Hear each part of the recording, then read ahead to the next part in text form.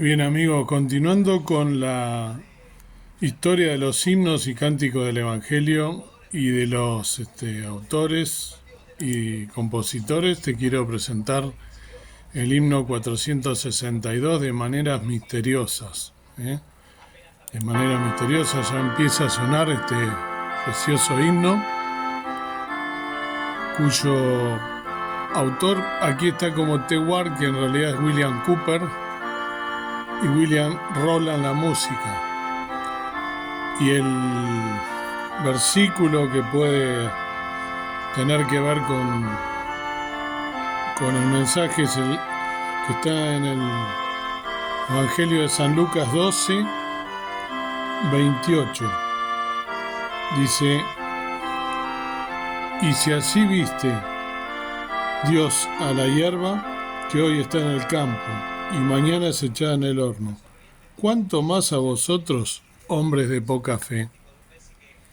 Así es el texto, uno de los textos que podría ser relación a este precioso himno, a esta preciosa letra. Y el autor es William Cooper, el atormentado escritor de himnos.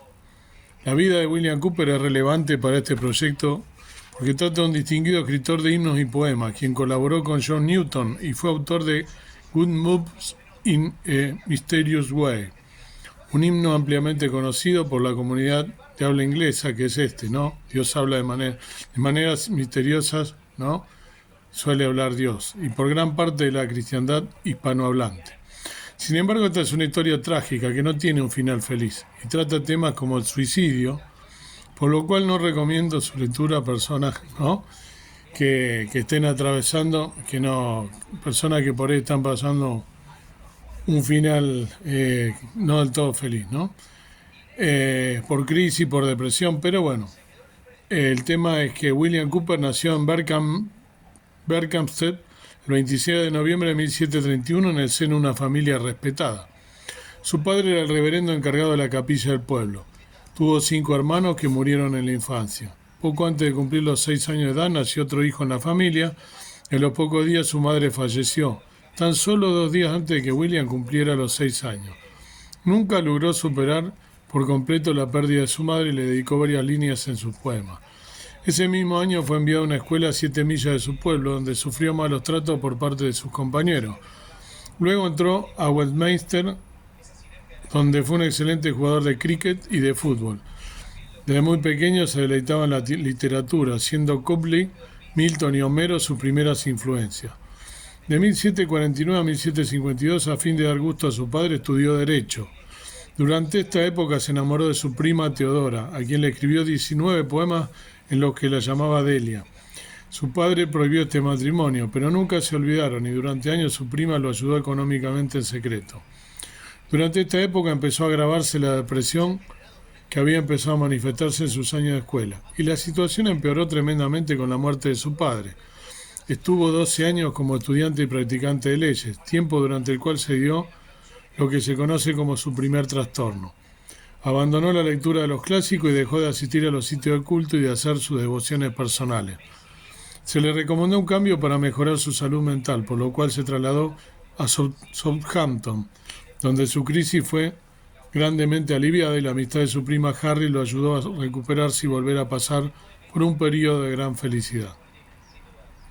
Por problemas en su trabajo y la falta de dinero entró en su segundo trastorno, un periodo oscuro de su vida en el que abiertamente renegó contra Dios y resolvió que solamente Dios podía salvarlo de su difícil situación, pero estaba seguro de que no lo haría. Se aisló de la sociedad y los pensamientos suicidas empezaron a manifestarse en su mente, considerando que el tormento del infierno por suicidarse sería menor a la miseria por la cual estaba pasando. Compró una botella de láudano y se propuso usarla cuando lo considerara conveniente. El día en que tenía que hacer una incómoda rendición de cuentas se propuso envenenarse finalmente, pero al último momento cambió de parecer y resolvió abandonar su trabajo, irse a Francia y cuando agotara su medio entraron en un asilo. Al volver a casa quiso suicidarse de nuevo en múltiples ocasiones y de distintas formas, pero siempre alguna circunstancia se lo impidió, como si una mano invisible lo estuviera deteniendo. Finalmente decidió ahorcarse, pero la divina providencia preservó su vida y despertó tirado en el suelo con la soga atada al cuello. A sus intentos de suicidio lo siguieron el terror por haber despertado la ira de Dios y el miedo a la muerte que antes había buscado. Los pasajes de la Biblia se sucedían uno al otro, haciéndole sentir condenado por la mismísima palabra de Dios, al igual que los sermones que leía. Se aisló y cuando lograba conciliar el sueño era víctima de horribles pesadillas. Pensó que había cometido el pecado imperdonable y que por ello estaba condenado más que aún Judas. Durante este periodo, la ayuda de su hermano y una explicación de las escrituras por parte de un primo suyo ordenado, Cooper vio un pequeño rayo de luz en su vida. Sin embargo, su locura empeoró y sufrió varios episodios de alucinaciones y convulsiones. Fue internado y por meses no presentó mayor mejoría. Durante una visita de su hermano John, quien le dijo que ese sentido de condenación no era más que una imaginación suya, oyó que una voz le susurraba: «Aún hay misericordia». Su hermano partió el mismo día, pero esta vez la esperanza había llegado realmente a la vida de William. El día siguiente se encontró de mucho mejor semblante y mientras caminaba por el jardín vio una Biblia. Al abrirla leyó la historia de Lázaro, la cual le dio un sentido de la misericordia de Cristo. Al leer Romanos 3:25 recibió fuerzas para vivir y los plenos rayos del sol de justicia brillaron sobre él. A partir de este momento su vida cambió. Las pesadillas fueron reemplazadas por sueños apacibles y en vez del aislamiento ahora disfrutaba de las charlas sobre la Biblia, la cual se convirtió en su principal objeto de estudio. Salió del sanatorio y mientras asistía a la iglesia conoció a la familia Unwin, quienes le brindaron amistad, trabajo y hospedaje. La familia de William Cooper le colaboró con un dinero mensual para su sostenimiento. El señor Unwin falleció cerca de un año después, pero William permaneció con la señora Unwin, quien lo acompañó. En Onley estuvo una cercana amistad con John Newton y juntos viajaron por varios pueblos en labores misioneras y de visita a los más necesitados. Ambos, siendo apasionados por la escritura, produjeron varios himnos de los cuales salió la colección Onley Hymns. En esta colección aparecen 60 himnos compuestos por Cooper. 3 de los más conocidos son De manera misteriosa no habla Jesús, Hay una fuente, ¿no? La sangre, y For a Closer Walk with God.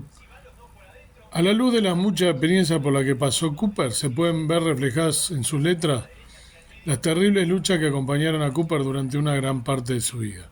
«Oh, ¿quién pudiera andar con Dios?», es una súplica desesperada del ser que busca encontrar la luz y paz divina. Hay una fuente sin igual, además de la simbología cristiana como la sangre derramada por nuestros pecados, también hace una triste referencia a los intentos de Cooper de atravesar su pecho y cómo de manera milagrosa el cuchillo se doblaba ante sus infructuosos intentos. Pues ya la sangre del cordero había sido derramada y comprado el perdón que lo limpiara de sus manchas del pecado.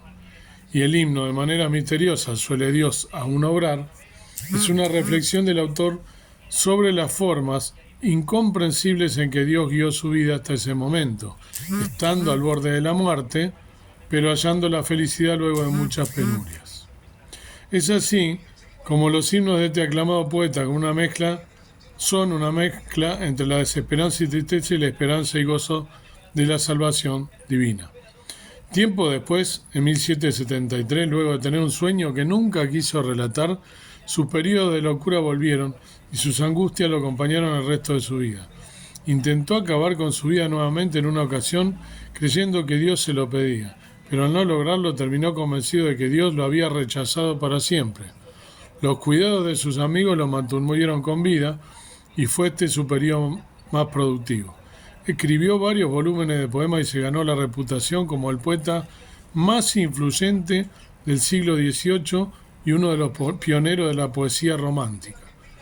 En sus últimos años alucinó con que espíritus buenos y malos lo visitaban en su cama, venciendo los últimos, y creía que los demonios solían suplantar en ocasiones a sus amigos.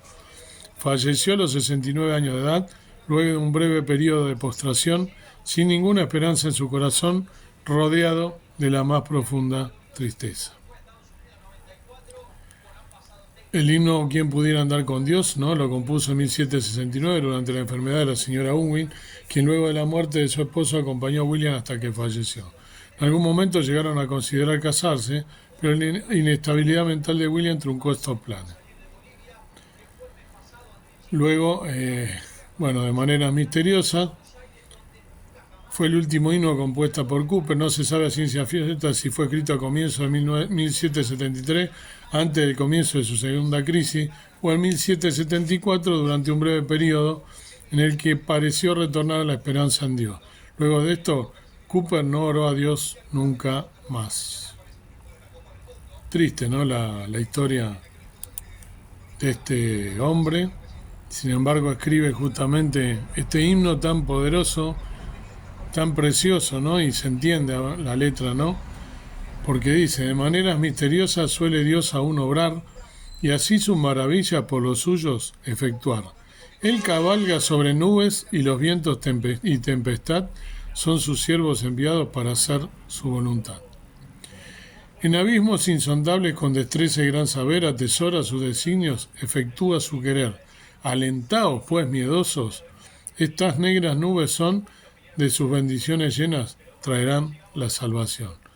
No juzguéis por los sentidos los designios del Señor, si parece que las pruebas contradicen a su amor.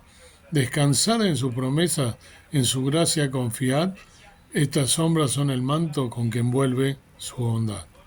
Sus propósitos perfectos a su tiempo cumplirá, y lo que es ahora amargo, dulce fruto llevará. La incredulidad es ciega, pues no mira más allá. A la fe Dios se revela, todo nos aclarará. Preciosa la letra, que nos habla justamente de estos periodos de turbulencia que él los vivió, como hemos leído recién la biografía, y sin embargo, habla de Dios, ¿no? Y deja todo un mensaje en el cual está declarando, ¿no?, que tiene la fe en Dios, que la fe que revela a Dios, ¿no?, nos va a aclarar, se va a aclarar el panorama, ¿no? Como todo lo que es amargo, ¿no?, Dios dulce fruto va a llevar, y que no tenemos que juzgar a Dios por lo que estamos pasando. Fíjense que todo lo que le pasó a él, le hemos leído, es fruto de él y de sus malas sus malas decisiones, ¿no?, o sus malos pensamientos, y también esa locura, esa depresión en que entró. Él, sin embargo, escribe este precioso himno, ¿no? De maneras misteriosas suele Dios aún obrar. Y yo lo que quería compartir cuando pensaba en este himno y en buscar la historia de este himno, es también que, sin duda, de manera misteriosa suele Dios obrar. Y que, como dice acá, no tenemos que nosotros, ¿no? Dice acá: si parece que las pruebas contradicen a su amor descansar en su promesa, en su gracia confiar, ¿no? Y nos dice también, ¿no?, que en abismo insondable, con destreza y gran saber, atesora su designio y efectúa su querer. Y él nos dice, ¿no?, que justamente que manera misteriosa, ¿no?, habla. Yo quería contarte lo que ayer escuché en el programa del pastor de la congregación, ¿no?, la cual asisto, de Juan Pablo Bongarray, su programa en el canal Luz, que trajo un invitado, ¿no?, un hombre encargado de una misión hermosa que tienen los jóvenes alrededor del mundo, y contando, ¿no?, hablando de varias experiencias. Habló que en África, por ejemplo, estos jóvenes, un lugar donde no tienen acceso a los baños, estos jóvenes buscaron la manera de dar el evangelio a Dios a través de alquilar baños, y esos baños al mismo tiempo permitirle a la gente que con una monedita pudiese pasar al baño, y en ese momento en que van al baño le predican el evangelio. Fíjense si no habla de maneras misteriosas, y si no usa siervos de maneras misteriosas que dan el evangelio alrededor del mundo para que pronto se cumpla ese número de los redimidos.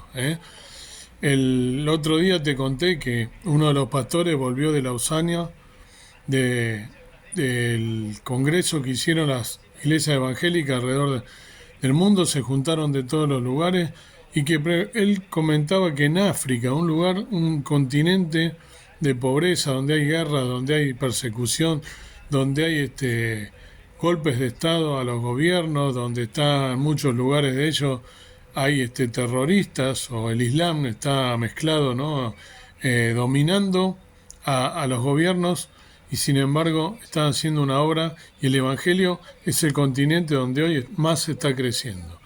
Así que fíjense si no habla de manera misteriosa y si nosotros no tenemos de ninguna manera, ¿no?, que pensar, como dice la tercera estrofa, no juzguéis por los sentidos los designios del Señor si parece que la prueba contradicen a su amor, ¿no? Pero nosotros cuántas veces vemos obrar algunos obreros de una forma, decimos, qué cosa rara, esto yo no lo haría, no me parece. Dios tiene distintas maneras de obrar, y de actuar y de dar la palabra. La hija de Juan Pablo Bongarrán, ¿no?, y su yerno volvieron hace poquitos años de Malasia de predicar el Evangelio, allí siendo misioneros en un lugar difícil, y hicieron una preciosa obra de traducir la Biblia al malayo, al idioma de Malasia, para que puedan personas de allí recibir a Cristo en su idioma, leer la Biblia y recibir el Evangelio y la palabra de salvación tenerla en su propio idioma, lo cual es muy difícil. A nosotros hablando con ellos nos contaban lo difícil que es ese lenguaje, porque hay muchas palabras que ellos la entienden de una manera que nosotros de otra. Recordamos con mi esposa hoy que nos contaban en una charla, diciendo que, por ejemplo, para nosotros el corazón es el órgano relacionado, ¿no?, con los sentimientos. Nosotros cuando hablamos de corazón, hablar con el corazón, decir las cosas de corazón, estamos hablando de lo profundo del corazón. Sin embargo, los malayos no entienden eso. En Malasia, el corazón es un órgano común que nada tiene que ver con eso. Para ellos, el órgano más importante es el hígado. Entonces, se imagina entonces esa diferencia, cómo hay que adaptar, y qué difícil, ¿no?, que es a veces llevar las obras en los distintos países, y sin embargo cómo hay siervos fieles alrededor del mundo que están cumpliendo los designios de Dios, y cómo se cumple esto que este precioso, ¿no?, hombre, y que una vida tan dura, ¿no?, escribe esto que sin duda lo quería compartir contigo. De maneras misteriosas, ¿no?, suele Dios aún obrar, y así sus maravillas por los suyos efectuar. El Evangelio está siendo predicado por muchos siervos y han buscado distintos métodos, distintos instrumentos a través de cuentos infantiles traducidos en idioma, hasta en idioma de pueblos originarios acá en Latinoamérica con dialectos extraños. Bueno, la palabra de Dios les está llegando gracias a la obra misionera de hermanos que salieron de su zona de confort y que están dando la palabra a todo ese tipo de gente, que nosotros es impensado y que no llegamos a veces a entender cuáles son los designios de Dios. Oremos por estos hermanos también y que Dios los bendiga para que pueda el Evangelio llegar hasta el último rincón de la tierra y que Dios así venga, su Hijo, el Señor Jesucristo, venga a las nubes a buscarnos prontamente cuando esté cumplido el número de los redimidos. Porque no va a ser antes, por más que haya miles de señales, yo ya lo expliqué, esto está en la Biblia, el Señor Jesús lo dejó establecido en el sermón profético. Hasta que no se cumpla el último número de los redimidos, no va a venir a buscarnos. Así que oremos y tratemos de buscar también la forma de nosotros predicar el Evangelio, para colaborar con esto, para también de esta manera se cumpla prontamente el número de los redimidos y estar para siempre gozando de las moradas celestiales. Que el Señor te bendiga grandemente y que puedas meditar en estas cosas tan profundas, pensando que gente que padeció un montón de cosas escribió estos hermosos mensajes para que nos llegara nuestro día a nosotros, y hoy se sigue entonando en varias congregaciones. Que Dios te bendiga.